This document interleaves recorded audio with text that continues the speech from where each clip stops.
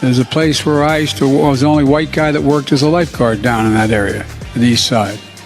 And you know where you can always tell where the best basketball in the state is and the best basketball in the city is.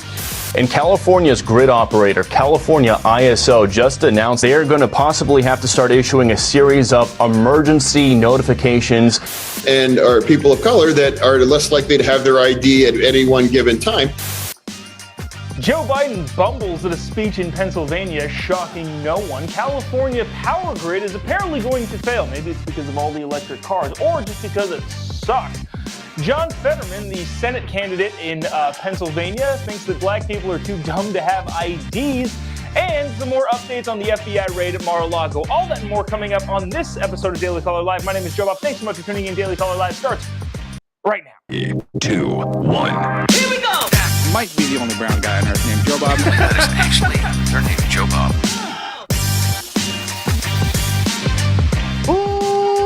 Live from the dingy bunker, completely cut off from the outside world, except for you fine folks. My name is Jobob. This is Daily Caller Live. Thanks so much for tuning in on today. It is August 31st, year of our Lord 2022.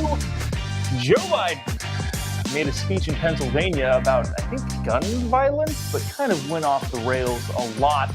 Now, I have an issue here. Not an issue, more of a problem that I don't know entirely how to solve when it comes to what we should play and what we shouldn't play. I could do an entire hour on Joe Biden's speech yesterday, just playing clip after clip after clip of, well, he said this is a political thing, and we're going to argue this point. He said this was just a bumbling, rambling craziness thing. We're going to play that.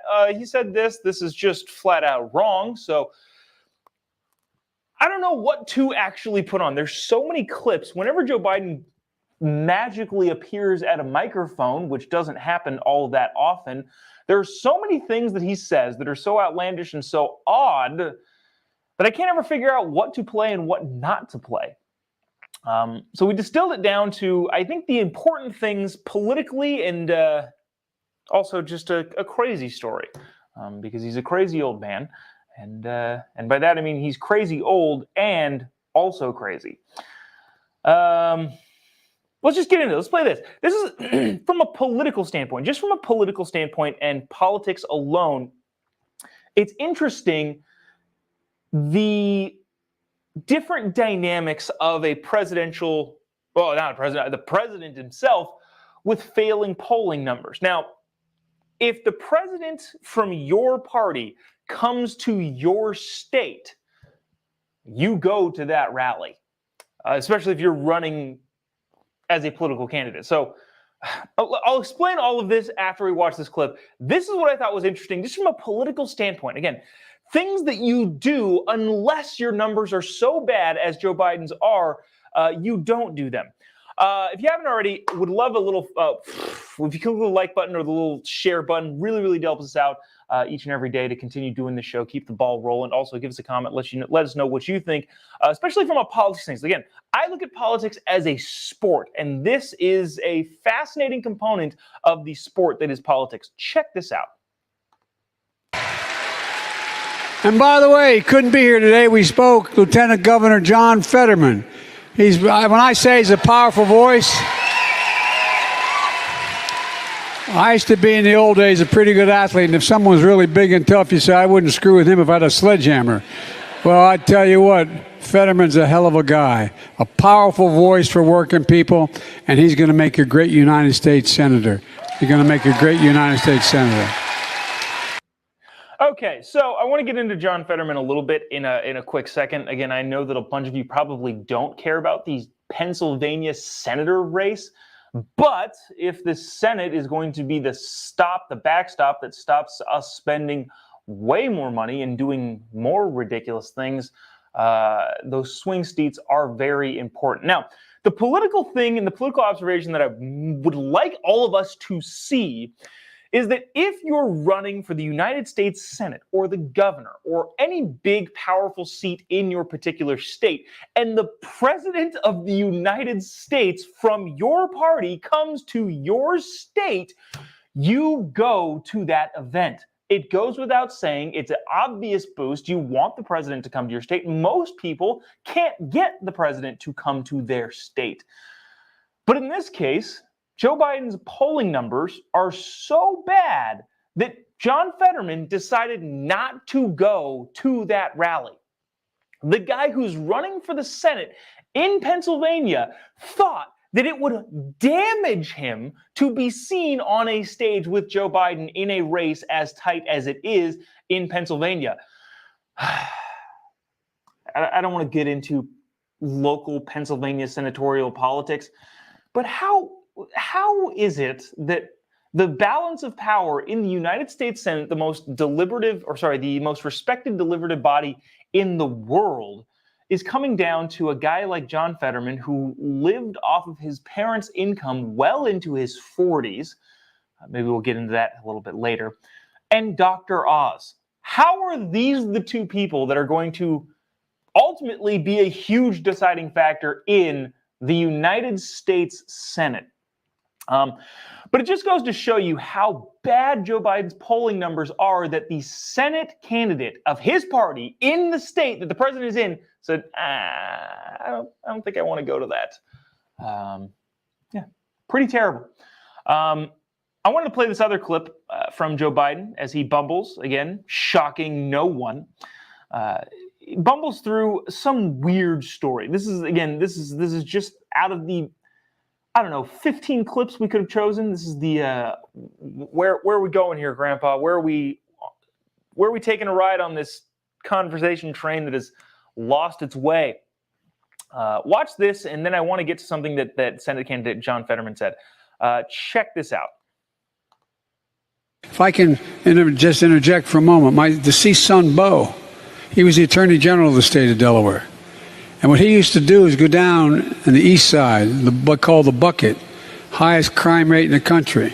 There's a place where I was the only white guy that worked as a lifeguard down in that area, on the east side. And you know you can always tell where the best basketball in the state is and the best basketball in the city is. It's where everybody shows up. Okay. That was Kamala Harris-esque if it weren't Joe Biden-esque.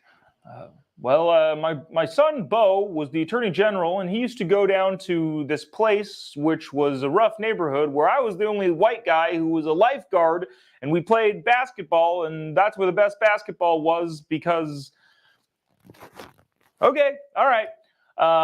Again, of all of the clips we could have played, there was a bunch of gun stuff that he talked about. There was a bunch of, you know what? I decided not to bring this clip on because I don't want to get mired down in the politics stuff.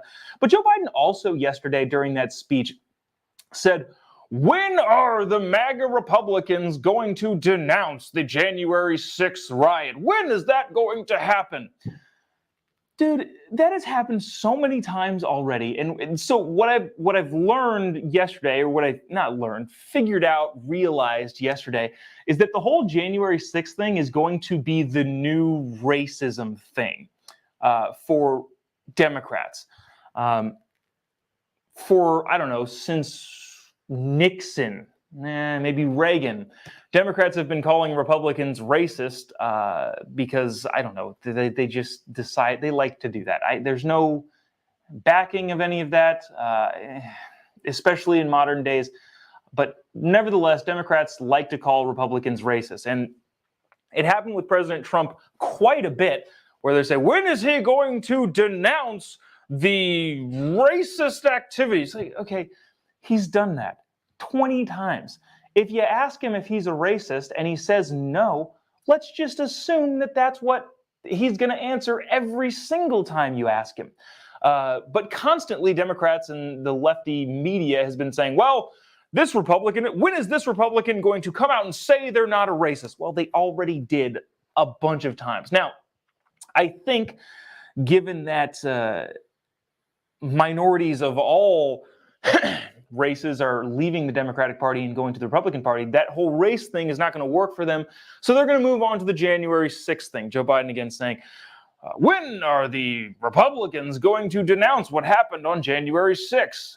Well, they all have. All of the big important Republicans have said, yeah, January 6th was not cool. Let's not have that again. That was dumb and stupid, and we denounce it. And regardless of how many times Republicans, mainstream Republicans, denounce what happened on January 6th using violence at the Capitol, they're going to keep saying, well, when is it going to be the time that they denounce it? All right, okay. Everybody already has. If you don't want to believe that, that's fine. But your mainstream Republicans have every single one of them have come out and said, yeah, January 6th was awful, including Donald Trump. So again, I don't know. Do with that what you will. But the guy who didn't show up, backtracking, circling back to the beginning of this segment, the guy who Joe Biden wasn't necessarily campaigning for, but in Pennsylvania for a specific reason. Obviously, that's a swing state there, especially with the Senate seat. The guy who didn't show up, who's running for Senate in the seat that the president from his party came to, I found this clip on the internet that I just thought was interesting and kind of indicative of who this guy is.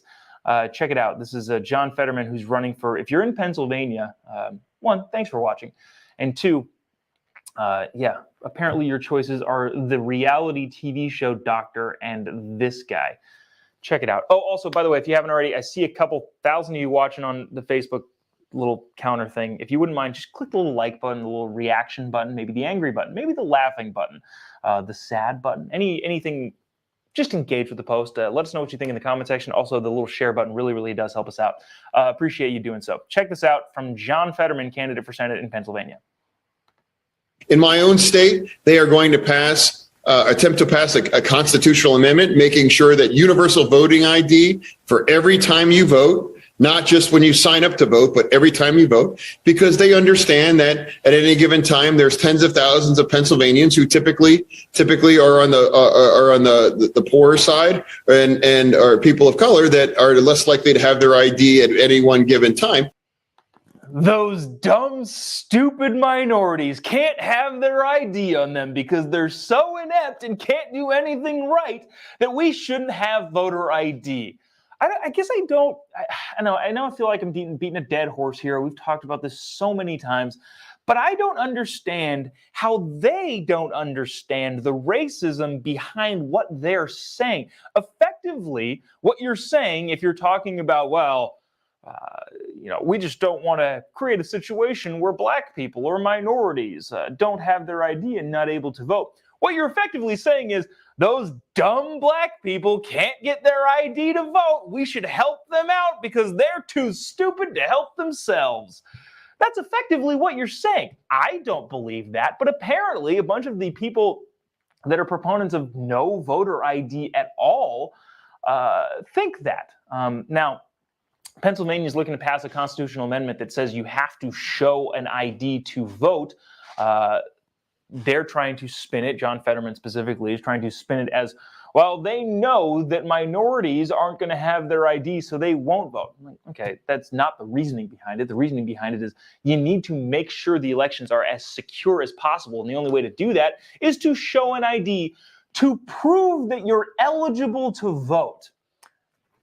That doesn't seem like a super complex or controversial statement, yet it is in the state of Pennsylvania. Also, just FYI, John Fetterman, again, I don't like the fact that Pennsylvanians have to pick between a reality TV show doctor in Dr. Oz. And I know there's going to be the comments saying, well, Donald Trump was an outsider and reality TV host. And okay, different thing. I'm not a big fan of having these two guys be the Senate candidates. It's probably pretty obvious which direction I would have to go if I was living in Pennsylvania and had to pick between these two yahoos. But this guy, John Fetterman, at least Dr. Oz is at least embodying the American dream. I think immigrated here from Turkey. And although he is I don't know what you call him, just a reality TV show guy, he did make a great living and it exemplifies what the American dream is. John Fetterman, on the other hand, if you don't know this, and sorry that we're getting too into this Pennsylvania politics, was living off of his parents' income well into his 40s. I myself don't remember. I think I was in college maybe. My parents were still, I think I got $20 a week. Was it that? I think that was it in college. And I think that was the last that my parents financially supported me. But my primary source of income, I had a job in college. I don't know. I'm going off the rails here. Basically, John Fetterman's family supported him financially, and he's admitted this himself. His family money was the primary source of his income well into his 40s. So another one of those Bernie Sanders type characters who never had a job other than government. And we're supposed to be like, oh, yeah, that's great. Maybe you should run things. Craziness. All right, we'll bounce off to this because I think this is a hilarious story given all of the press that it's gotten around the country. This is happening in California. So we talked about this last week when Gavin Newsom came out and said, well, all of the cars in California will be electric by 2035, which is a unrealistic goal. I am not I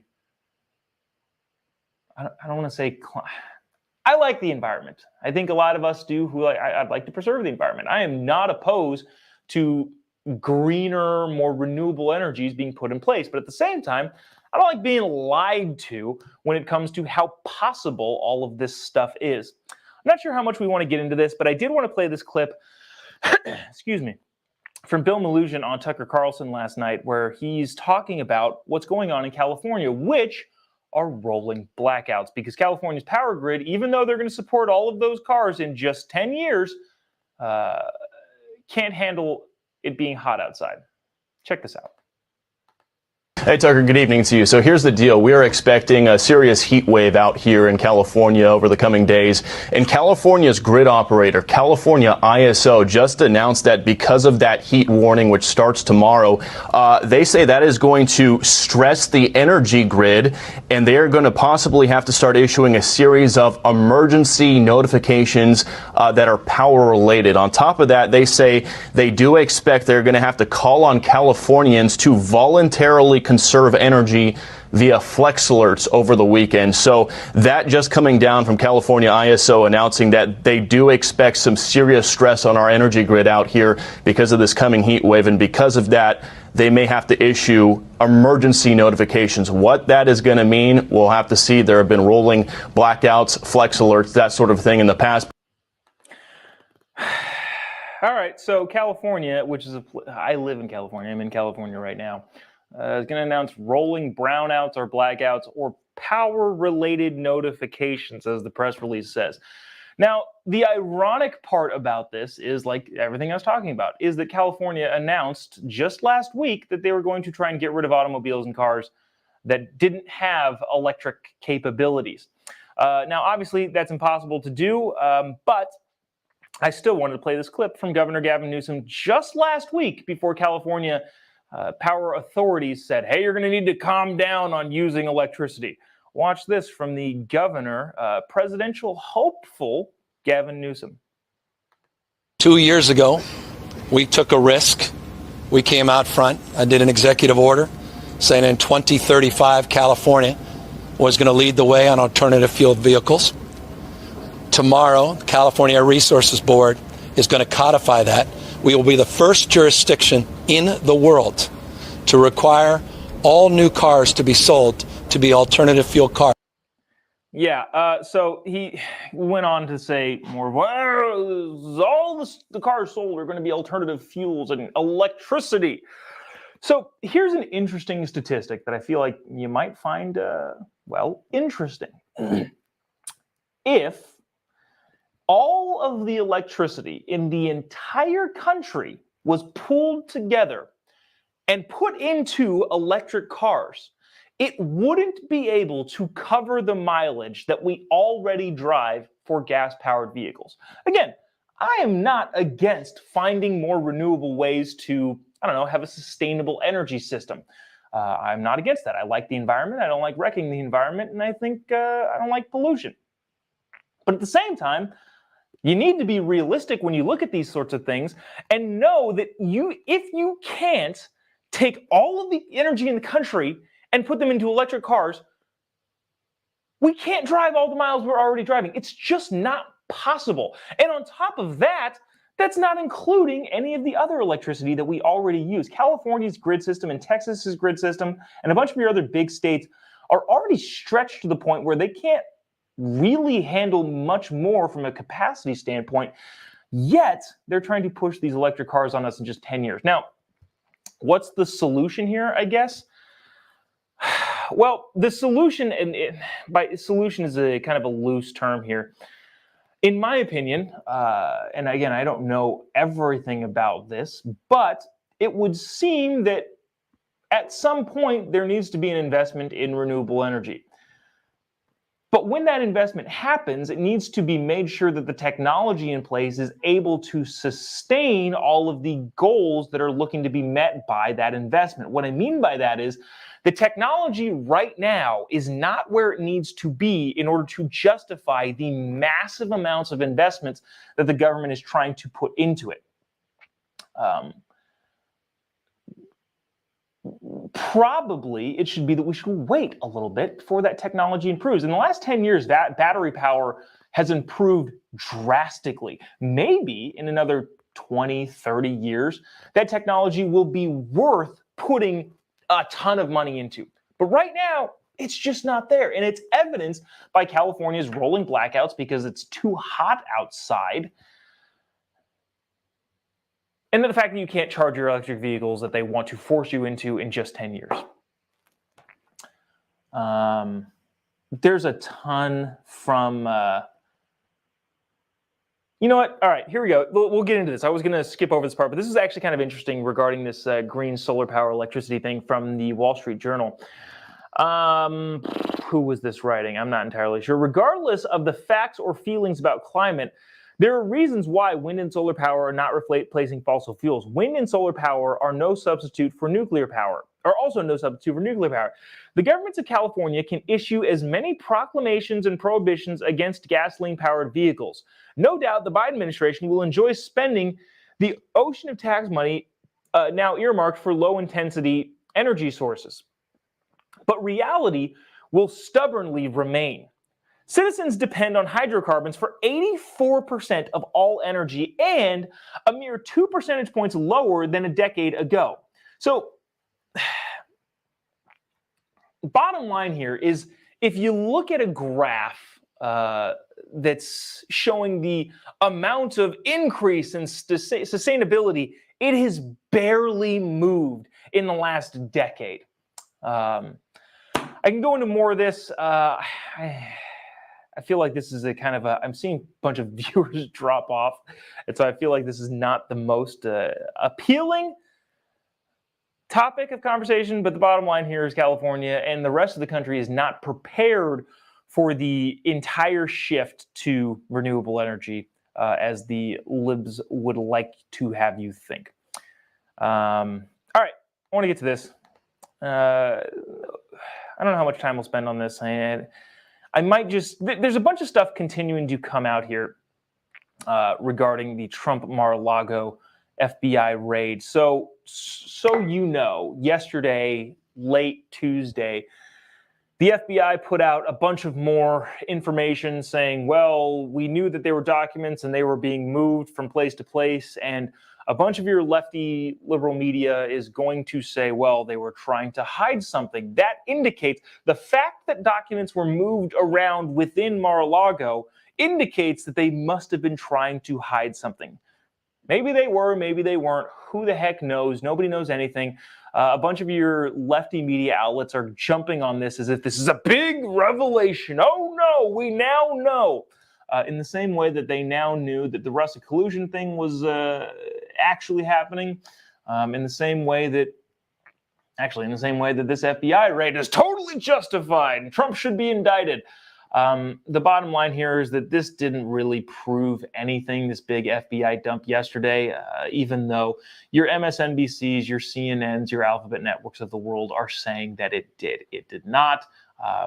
I, like pretty much every other reasonable person, am waiting to see what happens before we rush to conclusions here. But I thought this was interesting. I don't often read MSNBC online articles on this show, but I thought this was freaking fascinating. How an author from MSNBC decided to not include a bunch of caveats that would make his entire article entirely moot.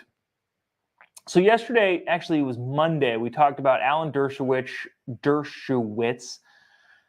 saying, well, the Trump raid at this point doesn't meet the Nixon test, which had meant, okay, are both sides of the aisle on board with this particular investigation as they were with Nixon and the Watergate scandal?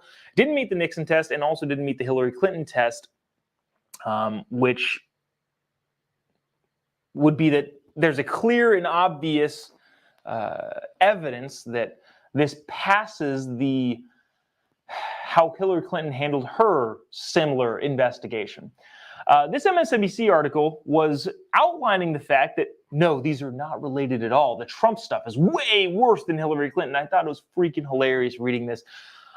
Listen to some of this. The Clinton email probe, this again from MSNBC, the print and email protocols were, of course, the subject of a lengthy criminal probe.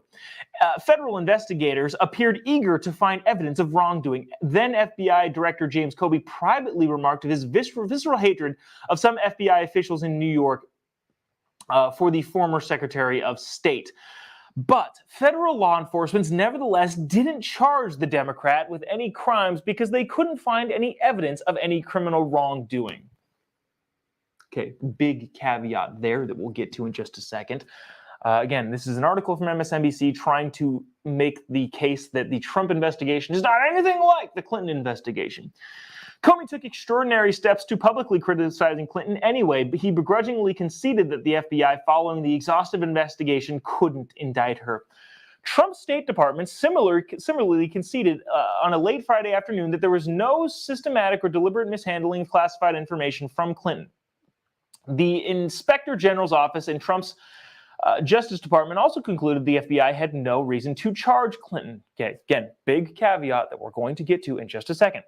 Trump's scandal bears little resemblance to his former rivals. Clinton didn't take physical documents. She didn't ignore pleas for cooperation. She didn't store highly secret secret information at private clubs that had the unfortunate habit of foreign spies walking around.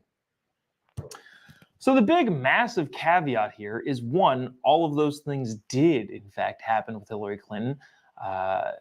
The whole idea, they say it right here, the big difference is Clinton didn't take physical documents. Her documents were online. Oh, you mean more susceptible to hacks? That's a huge problem with your argument here, buddy, in MSNBC. And also, the big component here is what indicting a person like this, like Hillary Clinton or like Donald Trump, would do to the country. If you remember, and you probably don't, what was it? The 1960 election? The election that Nixon lost to Kennedy. Nixon, rightfully so, had a lot of evidence to prove that John F. Kennedy and his dad stole the election by way of Chicago unions. If you're not familiar with that story, we're not going to go in a ton to it. You can look it up on Wikipedia. It's a fascinating read. Bottom line here is the election was stolen literally with evidence in the 60s when Kennedy was running against Nixon. Now, Nixon decided, honorably, by the way, not necessarily an indication of how he would react to things down the road, but in this particular case, decided that he wasn't going to do anything about it, that the civility of the country wouldn't be able to handle such claims on a presidential election. So he bided his time and ended up winning the presidency later on down the road, but had so much evidence that the election was stolen. Why did he do that? Because he didn't want to tear apart the country. Could you imagine if Donald Trump had actually prosecuted Hillary Clinton? Now, I'm assuming that a lot of you in the comment section are going to be for that. A bunch of people in the comment section, I would imagine. would say we should have lock her up, Hillary Clinton for prison, all of that sort of stuff. I'm totally aware that you probably think that, and I don't necessarily disagree that she broke a ton of laws, but if you prosecute someone to the letter of the law, and I'm not saying that some people are bigger than the law and could get away with things, but you have to weigh what's happening here. If you prosecute somebody of a high power and it looks like a political stunt and it's a banana republic after that, if that's what the case is, or if that's what the outcome is, what have you done? If you lose the country in the process of following the letter of the law, is that a good thing or a bad thing?